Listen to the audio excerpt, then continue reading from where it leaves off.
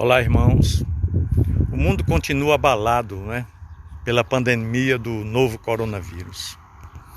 Praticamente todas as nações do mundo já foram atingidas. O Covid-19 trouxe em sua bagagem um grave problema de saúde pública e, ao mesmo tempo em que provocou um verdadeiro terremoto na economia mundial. A recessão econômica está trazendo em sua esteira desdobramentos terríveis para as nações, gerando milhões e milhões de desempregos e uma verdadeira turbulência social. Estamos testemunhando isso. As nações encontram-se perplexas, os homens estão aflitos. Só no Brasil já são mais de 440 mil vidas ceifadas. A despeito dos esforços conjugados das nações do mundo inteiro, ainda não temos um imunizante comprovadamente eficaz para debelar este mal de uma vez por todas, não é verdade? E esse fato enseja-nos lições importantes para nos despertar. Nesse momento difícil, pode ser também um momento de reflexão.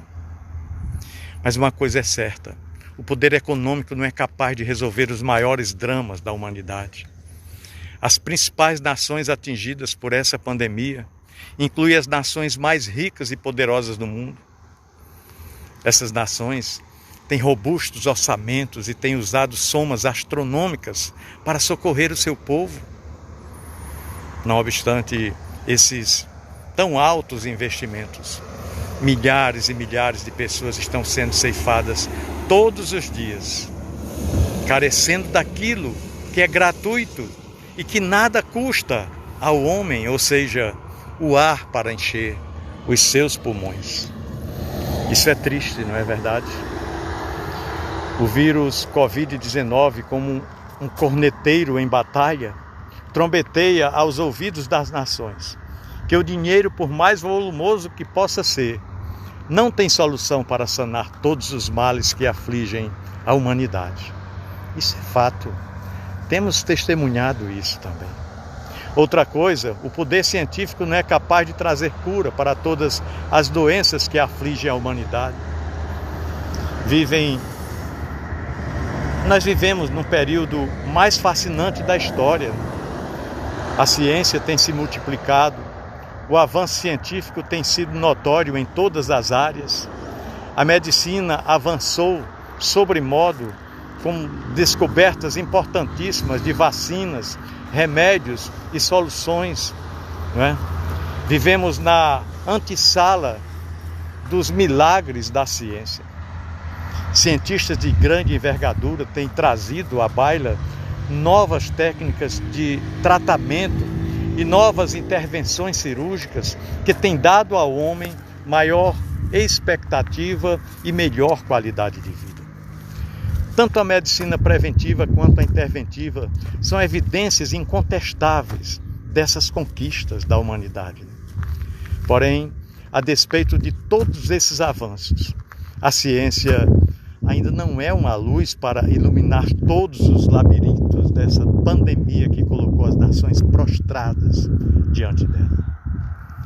O poder da ciência ainda não tem a resposta verdadeiramente eficaz para o enfrentamento dessa crise.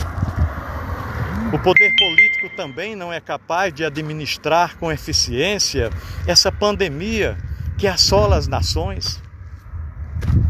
Os líderes mais influentes do mundo, mesmo os presidentes e ministros das nações mais ricas e opulentas do planeta, apesar de reunirem todos os seus esforços e usarem todos os seus recursos, não têm conseguido dar uma resposta eficaz para vencer essa pandemia, digamos assim.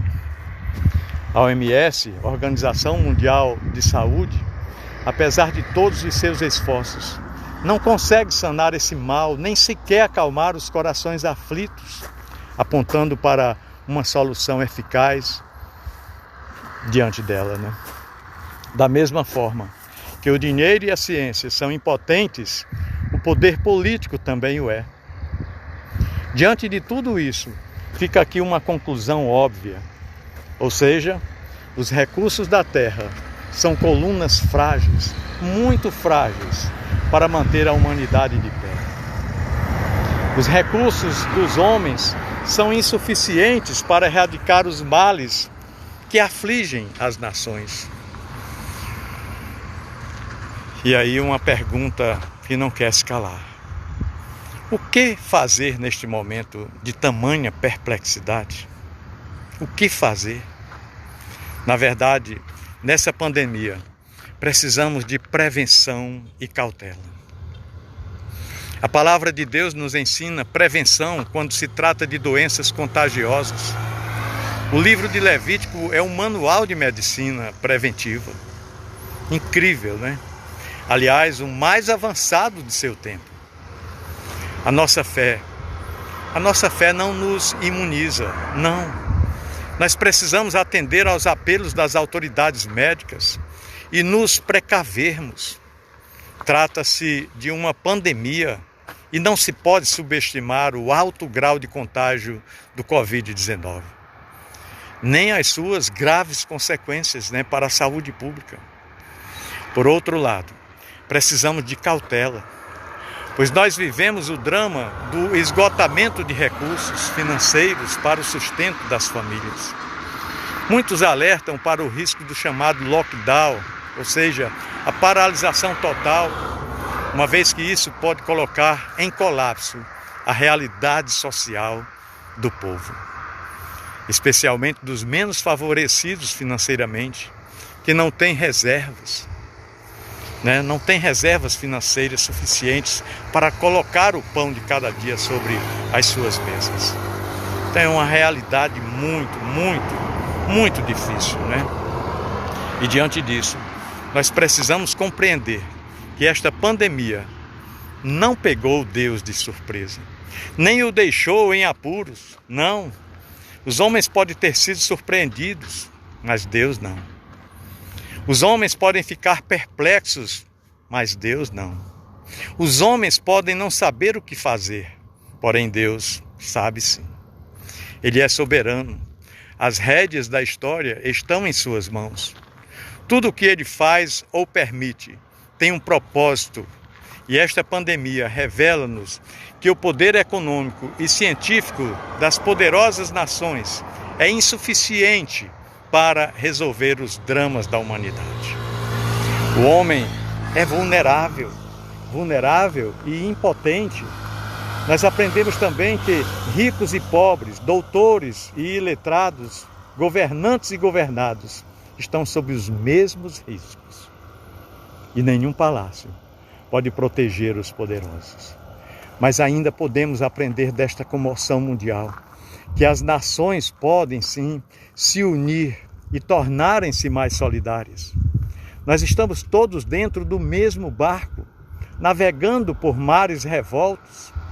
Nós sabemos com inabalável convicção que o mesmo Jesus que morreu e ressuscitou está com o livro da história em suas mãos. E Ele é o capitão da nossa embarcação. Ele mesmo conduzirá a história até a sua consumação. Sim, Ele tem o controle de tudo e sobre todos. Por isso, nós precisamos compreender também que nos tempos de crise, a Igreja de Cristo pode experimentar um grande avivamento espiritual. Quando nós folheamos as páginas da história, aprendemos que os tempos de crise, tempos de epidemia, de guerras, de catástrofes e recessão econômica, a Igreja de Cristo humilhou-se sob a poderosa mão do Senhor e o Espírito Santo soprou sobre ela, nesses tempos difíceis, um alento de vida, erguendo-a do abatimento para grandes reavivamentos espirituais.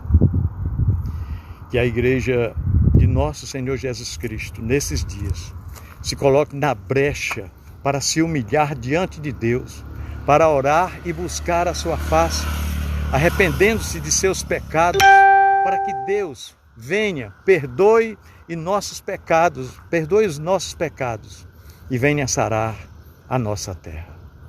É tempo da Igreja também espalhar, sem moderação, a semente da esperança, as boas novas do Evangelho, a mensagem de salvação em Cristo Jesus, nosso Senhor. Chegou a hora da igreja, de igual modo, demonstrar amor ao próximo, servindo-o com presteza e abnegação, dando pão a quem tem fome, assistindo dessa forma os necessitados conforme nos orienta a palavra de Deus.